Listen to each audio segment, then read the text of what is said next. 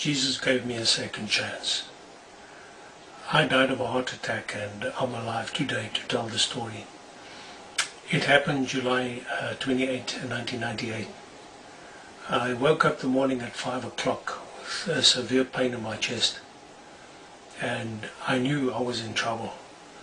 I went to the kitchen, I had a drink of water, but the pain just grew worse. I went back to the bedroom where my wife was sleeping and I woke up.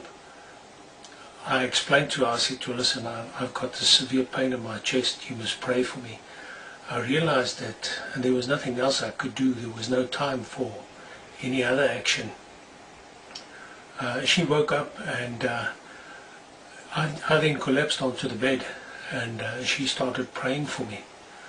And I immediately sensed that I was physically going out of my body. I was drawn out of my body. I was not in my body anymore. I could see my wife. She was holding on to my body and praying, and but I was being drawn away. And I sensed that I was suddenly going down this deep black hole. And I tried to grab onto the sides of this hole, but there was nothing to grab onto. I was just drawn down, down, down this black hole. And I realized I was dying. I knew that I was not coming back. And this was final. I was desperate, and the next thing I had this vision of my 11-year-old son standing next to a pile of red sand in a cemetery, and I knew this was my grave that he was standing next to, and I started pleading. I pleaded with the Lord Jesus. I wanted to come back, but I just realized how bankrupt I was. There was nothing to offer in exchange. What could I say? What could I offer? Because I just had nothing. And then I pleaded. I said, Lord, please let me go back. Don't let my son grow up without a father. And then I asked, I said, Lord, please let me go tell other people how terrible death is, how final it is, and about going down this black hole. And it was then when I asked the Lord Jesus this, to come back and tell people about this, that I wasn't going down anymore, but I slowly started surfacing, and I came back to the top of this black hole, and then I started hearing my wife again. I heard her praying, and then I saw my body. I was like above this, my body and my wife, and I went back into my body, and then I regained consciousness. She said that I had stopped responding. I told her about this experience. I told her that I'd been away, I died, but my body was all wet and cold, and the smell of death was in the room, like a sweet, nauseous smell. And I lay there for about an hour. I was totally exhausted. Then I got dressed. Well, I had a shower and I got dressed. I went to work, and when I got to work, my colleagues were still in their morning meeting. I told them about my experience. They were very concerned because they said I was very pale, yellowish. They called my boss, and I told him the story, and he insisted that I see a doctor.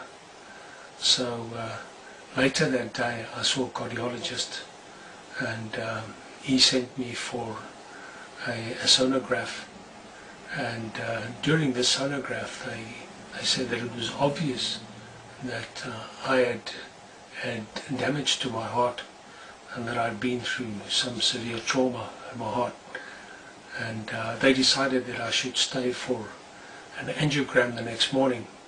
So I stayed for the night in the hospital, but I was terribly scared, and this pain had come back. It was still there, back in my heart, in my chest, faintly. So I prayed all night. I pleaded with the Lord. I said, Lord, please heal me. I'm scared. I don't want to die now. I prayed all night, and I hardly slept. Well, I didn't sleep. The next morning, they took me in for an angiogram.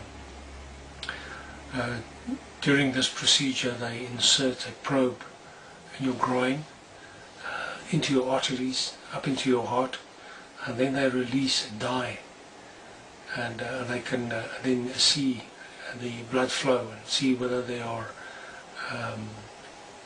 obstructions in the arteries. It's done under local anesthesia, so you can see what they're doing, and they can see this on a video screen. During the procedure, the doctor stopped and he said to me, "It's amazing." He says, "There's no trace of any damage," and the doctor couldn't believe it. So they stopped the procedure. I was sent back to the ward. I stayed until the afternoon. 5 o'clock, this cardiologist came to my bed, and he came to me, release me from hospital, send me home. He just stood there for a long time, and he looked at me. He looked at my wife, and he said to her, "This is amazing." He says, "This is a miracle. I haven't seen anything like this before." He says, "Your heart is like that of a 17-year-old, and yet yesterday the sonograph showed severe damage." He says, "It was obvious that you'd been through a lot." He says, I can't believe it." So he sent me home without medication, without a prescription, without further treatment. That happened 10 years ago. I'm still well. I have not taken any medication. I'm still not taking any medication. I'm in good health. Jesus Christ healed me. And He can heal anyone. I thank God that I prayed. My wife prayed for me. Jesus heard. This is a testimony to whoever is listening, who's seeing this video, that Jesus answers prayer. He's alive. Thank you for listening. God bless you. And call on the Lord. He's real. Jesus will answer. Jesus will also give you a second chance. God bless.